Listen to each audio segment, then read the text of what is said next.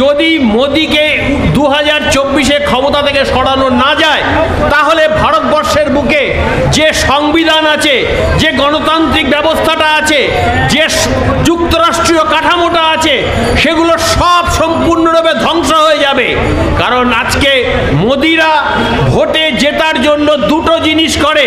কিছুদিন আগে পর্যন্ত অনেকের মধ্যেই এরকম একটা আশঙ্কা ছিল বা এরকম একটা অবিশ্বাস ছিল যে মোদিকে হারানো অসম্ভব, মোদিকে হারানো যাবে না, মোদি ধরাছোঁয়ার বাইরে, সে বিশ্বগুরু, সে এমন উচ্চতায় উঠে গেছে যে তার কাছে পৌঁছানোই যাবে না।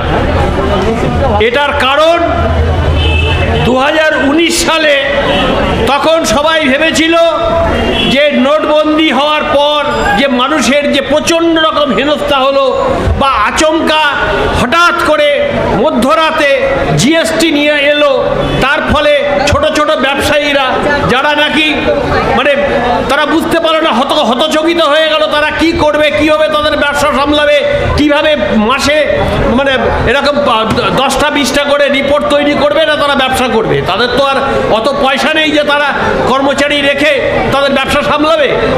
সুতরাং এইরকম একটা সংকটের মধ্যে মোদি সমস্ত আমাদের ভারতবর্ষের অসংখ্য ক্ষুদ্র ব্যবসায়ী তাদেরকে সব ফেলে দিল, অনেকের ব্যবসা বন্ধ করতে বাধ্য হয়েছে। তো আজকে তার ফলে অনেকের মধ্যে এরকম একটা ধারণা ছিল যে 2019-এ বোধহয় মোদি অটোমেটিক্যালি পরাজিত হবে, কারণ তখন স্টেট ওয়াইজ যে হিসেব ছিল তাতে সবার একটাই হিসেব করেছিল যে মোদির পরাজয় নিশ্চিত। কিন্তু আমরা আশ্চর্যজনকভাবে দেখলাম হঠাৎ করে পুলওয়ামায়, কাশ্মীরের পুলওয়ামায়, যেখানে নাকি কর্তৃপক্ষের তরফে বারবার বলা হয়েছে যে এত লোককে এইরকম একটা সাংঘাতিক সেন্সিটিভ জায়গা দিয়ে তাদেরকে স্থলভাগ দিয়ে এরকম লরিতে করে গাড়িতে করে নিয়ে যাওয়া, এটা মোটেই নিরাপদ নয়, এখানে খুব বিপজ্জনক ব্যাপার, এটাতে যে কোনো সময় আশঙ্কা আছে কিছু মানে আঘাত আসার। কিন্তু যিনি অজিত দোভাল, যিনি নাকি এই ভারতবর্ষের নিরাপত্তার একজন বিরাট বিশেষজ্ঞ এবং যিনি নাকি খুব সফল, তিনি মোদির খুব আস্থাভাজন লোক, তিনি বললেন না না না ওইসব কোনো ব্যাপার নেই, ও কিচ্ছু হবে না, আমার সব ব্যবস্থা করা আছে, আরামসে চলে যাবে। কিন্তু আমরা কি দেখলাম, পুলওয়ামায় এমনভাবে বোম ব্লাস্ট করানো হলো যে সেখানে 40-42 জন সিআরপিএফ জওয়ান তারা নিহত হলেন। এবং আসলে পুরো ব্যাপারটাই ছিল একেবারে মানে নাটকের স্ক্রিপ্ট আগের থেকে তৈরি করা, যে যখন নাকি 40-42 জন লোক মারা, এরকম সৈন্য বা সিআরপিএফ জওয়ান মারা যাবে, তখন দেশের মধ্যে একটা ক্ষোভ হবে। সেইটার সুযোগটা নিয়ে আমরা বালাকোট, পাকিস্তানের যে কাশ্মীর অধিকৃত অঞ্চল খানিকটা, ওখানে নাকি সন্ত্রাসবাদীদের বিরাট বিরাট সমস্ত শিবির আছে, হ্যাঁ, সেগুলোকে ধ্বংস করা হবে বলে তারা ওখানে হঠাৎ করে বোমারু বিমান পাঠালো, 2-4টে বোম ফেললো। কিন্তু পরবর্তীকালে আমরা বিবিসির মতো আন্তর্জাতিক খ্যাতিসম্পন্ন যে সংবাদ সংস্থা, তাদের থেকে আমরা জানতে পেরেছি যে ওগুলো সবই ভুয়ো, 2-4টে গাছ পড়ে গেছে মাত্র, আর কিছুই বিশেষ ক্ষয়ক্ষতি হয়নি। কিন্তু এইটা করে যে ওই যে মানে হিন্দি সিনেমার ডায়লগ আছে, ঘুষকে মারেঙ্গে, হ্যাঁ, সেই বিরক্ত নেওয়ার চেষ্টা করা হলো, ঘুষকে মারেঙ্গে, কি মারলো তারাই জানে।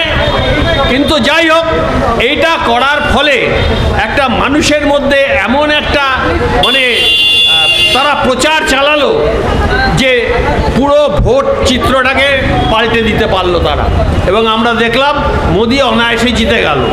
যদিও অনেকের মধ্যে এই সন্দেহটা আছে যে এখানে অনেক ইভিএমের খেলা আছে, কারণ ইভিএম যারা বুদ্ধিমান তারা জানে যে 543টা কেন্দ্রে ইভিএমের কারিগরি করা সম্ভব নয়, কিন্তু সিলেক্টেড 100, 150, 200 কেন্দ্রে এটা করা সম্ভব এবং সেইগুলো খুব সুচারুরূপে তারা আগের থেকে এই সমস্ত ক্যালকুলেশন করে তারা এগুলো করতে পারে, এটা সন্দেহ, এটা কোনো প্রমাণ নেই। কিন্তু হঠাৎ করে এরকম একটা মানে ব্যাপক পরিবর্তন ঘটে গেল যে ফলাফলে, সেটার জন্য আজকে এই সন্দেহটা হওয়া খুব স্বাভাবিক। যাই হোক, এখন আমরা ধরেই নিচ্ছি যে এটা মানুষের ভোটে তিনি জিতে এসছেন, সুতরাং তারপর থেকে তাকে আমরা প্রধানমন্ত্রী হিসেবে মানতে বাধ্য। কিন্তু 19-এর পর থেকে আমরা দেখতে লাগলাম যে তার আসল চেহারাটা বেরোতে লাগলো এবং আজকে আমরা আমরা যে কথাটা মানে দিয়ে শুরু করেছিলাম সেই জায়গাটা আমি একটু আবার ফিরে যাই ধরানোর জন্য, যে আমাদের সিভিল সোসাইটি মুভমেন্ট সাধারণত ভোটের রাজনীতিতে হস্তক্ষেপ করে না বা সক্রিয়ভাবে অংশগ্রহণ করে না।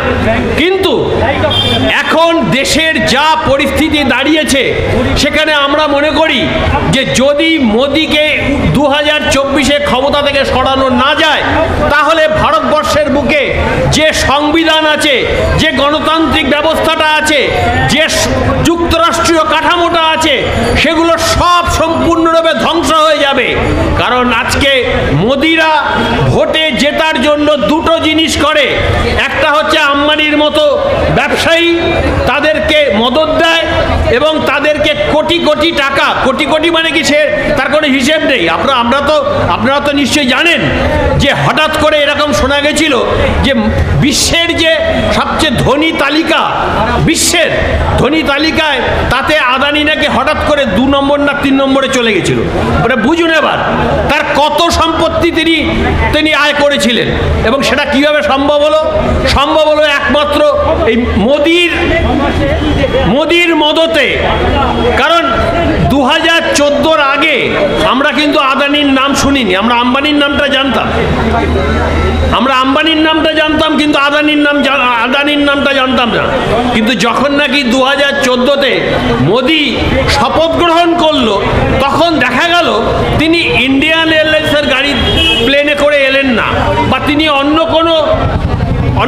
কোনো যেগুলো সাধারণ মানুষরা চড়ে সেই সমস্ত বিমানে এলেন না। তিনি এলেন কার বিমানে? না, আদানির প্রাইভেট বিমানে তিনি দিল্লিতে এলেন এবং দিল্লিতে এসে তিনি শপথ গ্রহণ করলেন। তখন থেকে মানুষের মনে এই সন্দেহটা দানা বেঁধেছে যে হঠাৎ করে একটা রাষ্ট্রনেতা সে কি করে একটা এরকম ধরনের একটা প্রাইভেট ব্যবসায়ীর প্লেনে করে এসে এরকমভাবে ঘনিষ্ঠতা এভাবে দেখাতে পারে। তারপর থেকে আমরা দেখে গেলাম কিভাবে আদানিকে তোলার জন্য মোদি চেষ্টা করে গেছে। যেখানে বিদেশে গেছে সেখানেই আদানিকে হয় সাথে করে নিয়ে গেছে, আর না হলে আগে থেকে গিয়ে ওখানে সমস্ত কথাবার্তা বললে চুক্তি ফুক্তি রেডি করে তারপরে আদানিকে বলে যে যাও এবার চলে যাও, গিয়ে কন্ট্রাক্ট সই করে ব্যবসা শুরু করে দাও। এই জিনিস করে তাকে বিশ্বের দ্বিতীয় বা তৃতীয় স্থানে তাকে তুলে দেওয়া হলো। তো এই যে মোদি হচ্ছে এই আদানির টাকায় তিনি নির্বাচন লড়বেন, তাদের টাকার কোনো হিসেব নেই। লক্ষ লক্ষ কোটি টাকা তারা খরচা করছে, আদানির থেকে নিচ্ছে, আবার তার 10 গুণ তারা 5 বছরে ফিরিয়ে দিচ্ছে।